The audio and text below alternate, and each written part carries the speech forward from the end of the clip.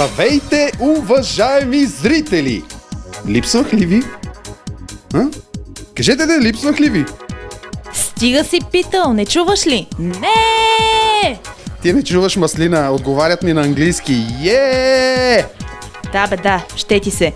Между другото, викай ми с каквито искаш имена. Решила съм да не ти обръщам внимание. Аз вече съм над нещата.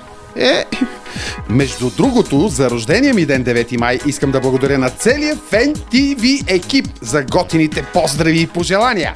На Шпионка, на Зад колисите, на Балканика, на Диапазон Рекърдс, на Ара Мюзик, на Q Music Media Group, на Софийска вода, на Топлофикация, както и на Чест, на КАТ, на Мама, на баджанаците, на Воина Тонка, на другарката Стоянова от основното училище, на старшина Иванов от поделение Крумовград и на акушерката, която ми извадила и не ме е повредила много. Хайде спри се, да не си на Оскарите. Отделихме повече време на тебе, отколкото на Андреас. Що бе? Да не би той да е бил рожденник? Ами да, точно така. Тогава да му честитим, да му пожелаем само най-доброто, как ли е на гръцки чирът, да не знам. И сега да му оставим минутка за благодарности. За съжаление го няма в студиото, така че преминаваме напред. Магнолия, ти чули? Какво да чуя? Скоро по Фен ТВ Славена. Славена какво? Да знам, така ми е писал редактора Емо Апостолов. Я да видим. Виж какви форми вади Славенчето. Аха, голяма е позорка. А знаеш ли още кой позира и то на плажа? Кой?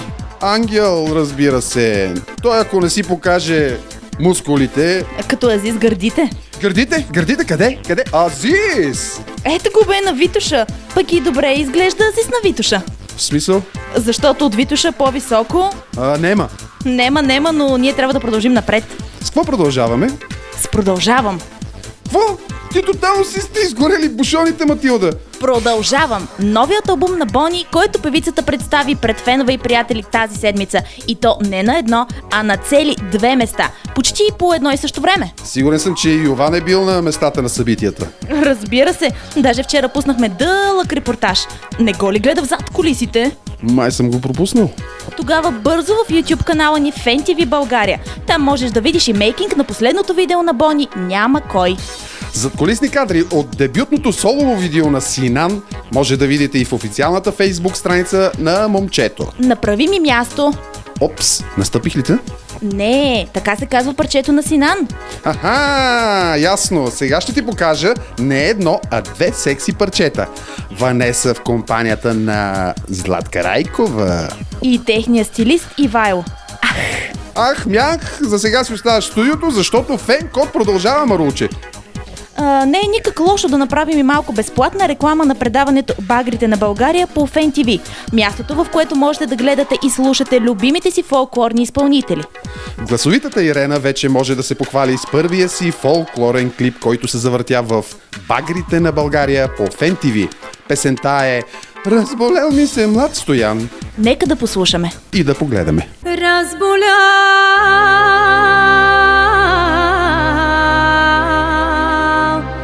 Ми се млад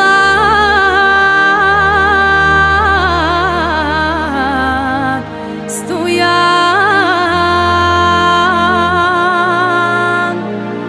от тежка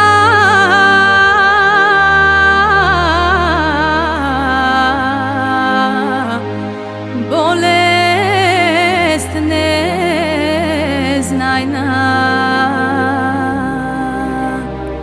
Да продължим налагането на името "Багрите на България".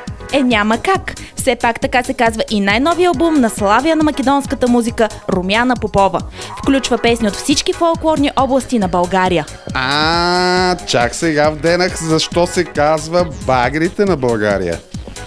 Макси, толкова си зле. По-зле си и от Йовко. Направо ти натискам копчето на микрофона, не искам да те слушам. И пускам Йовко. Айде, Йовко, ти си, давай! Здравейте, скъпи приятели, това е играта на Фенкод. Скъпи колеги, усещам в студиото има някакво напрежение. Марула, коя джаба си ти, че ще спираш микрофона на Максим и ще казваш, че той повече няма да говори. Тук много добре знаеш, че е мъжко царство, нека да не се разсейвам допълнително и да кажа, че вие сте с играта на Фенкод. Време е за печеливши, време е за награди и ваучери на стойност 50 лева. Много добре знаете, моя милост Йовко всяка седмица раздава ваучери на стойност 50 лева, с които може да купите целия свят онлайн, но тъй като аз съм по-известен като човека джунгла в нашата фирма, виждате какво става около мен, чувствам се като маугли, всеки момент мога да се покача и на тази палма, но няма да изпадам в излишни подробности, време е за награди. Човекът отговорил правилно на въпроса ни от миналата седмица ще спечели ваучер на стойност 50 лева. И така ще повтарям, докато не запомните, че човека, който е отговорил правилно на въпроса от миналата седмица, ще спечели ваучер на стойност 50 лева. Разбира се, вие знаете, че всяка седмица всичко е нагласено, но тази седмица аз реших да направя саботаж на играта на Фенкод и да изтегля човек, който може би никой от колегите не е очаквал, че ще спечели. Разбира се, при нас няма шменти капели, няма неща под масата, затова всичко е реално, дори и хората не се повтарят в моята купа, виждате всяка седмица те са поне около 150-200 човека, защото интереса към нашата игра е огромен. Време е за награди, мисля, че е време да изберем и печелившия. А той се казва, моля те, ако си достатъчно добър, дай ми поне 25 лева от твоите 50. Мерси. Човекът се казва Вероника Владимирова Младенова. Честито!